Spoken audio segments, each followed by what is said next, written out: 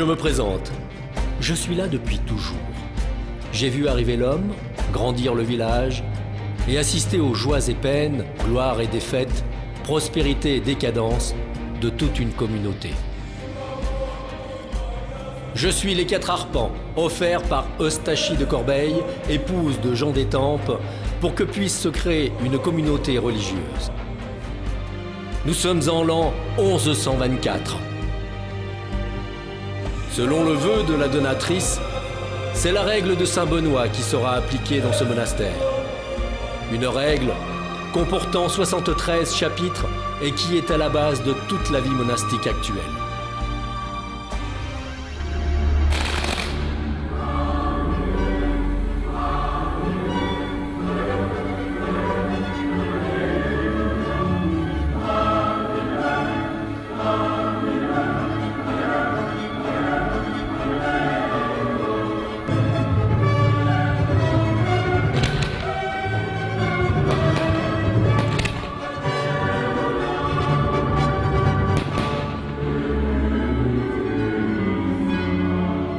Mais il faut attendre 1147 pour que se fassent les premiers bâtiments en pierre avec l'abbatiale. C'est en 1270 que je vois une nouvelle abbaye sortir de terre, entièrement reconstruite, à la place des anciens bâtiments. Ces périodes de construction sont toujours de grands moments d'effervescence et de développement économique pour le village et la communauté. Avec l'arrivée d'un maître bâtisseur qui imagine les formes géométriques, les arcs et colonnes de l'abbaye, après avoir tracé sur des tables de plâtre encadrées de bois, les dessins montrant les plans de façade, les plans de coupe et les élévations de son projet.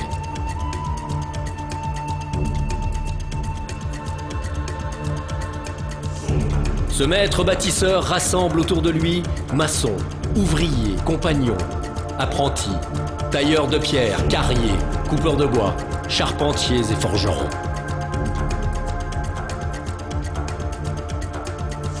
Tous formant de nouvelles familles qui agrandissent celles du village et apportent prospérité à la communauté pendant les longues périodes que durent les travaux.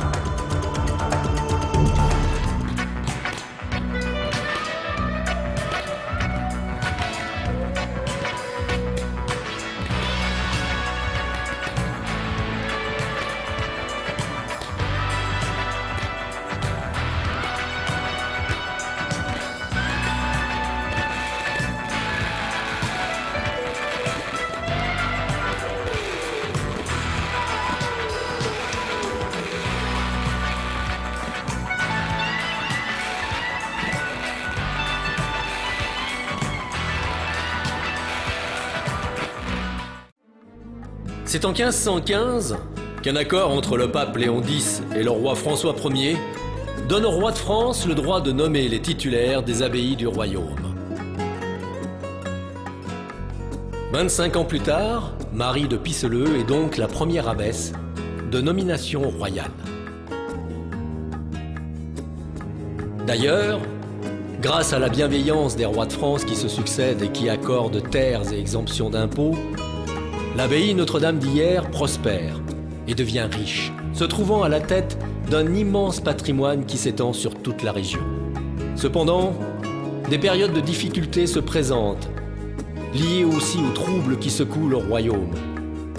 Pendant la Fronde, de 1650 à 52, Turenne place un détachement de ses armées dans l'abbaye. Pillage et terreur sur l'ensemble de la région font fuir les moniales qui se réfugient dans leur famille ou à Paris, dans la maison de la communauté.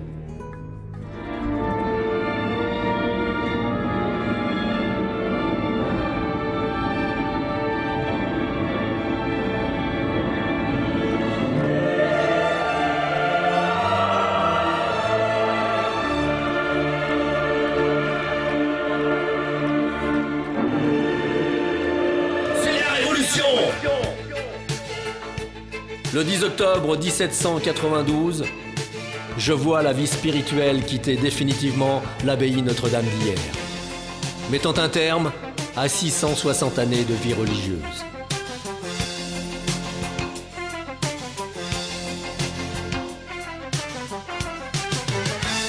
Le mobilier est rassemblé et vendu.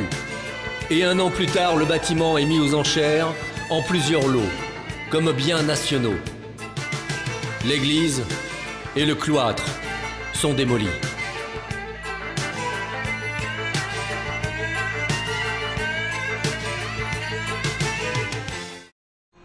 Nous sommes au début du 19e siècle et une filature s'installe dans les locaux de l'abbaye.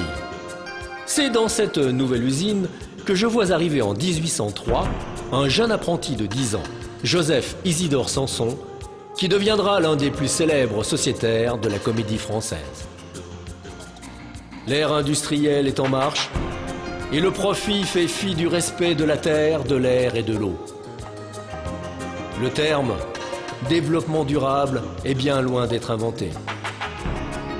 Gustave Caillebotte pose ses chevalets au bord de l'Yerre et je vois défiler les années, décennies, puis un nouveau siècle, avec son lot d'histoires. La Grande Guerre, le Front populaire, la Guerre mondiale, la Libération, les 30 Glorieuses.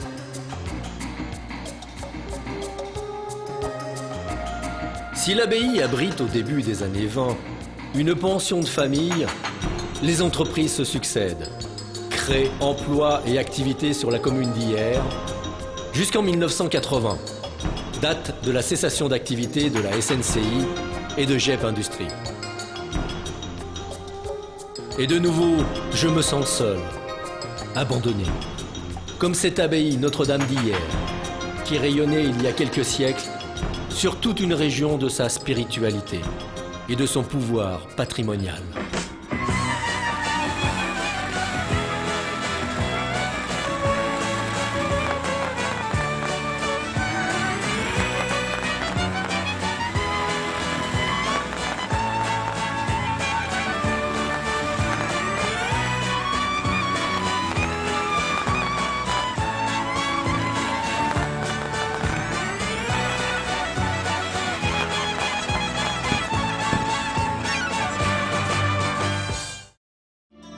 Ma terre est triste, car l'abbaye semble ne pouvoir être sauvée.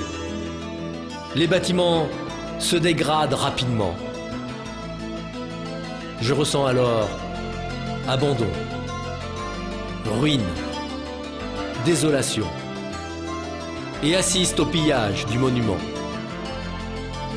Mais après une lutte acharnée, enfin, les démarches aboutissent au classement du site, au titre des monuments historiques, de l'ensemble des terrains et bâtiments. Un projet est mis en place pour la résurrection de l'abbaye, respectant l'architecture et le paysage. Aujourd'hui, je suis heureux. Ma terre vibre de joie. Car en ce 19 septembre 2009, après 8 années de travaux, l'abbaye Notre-Dame d'Hyères, tel le phénix, renaît de ses cendres.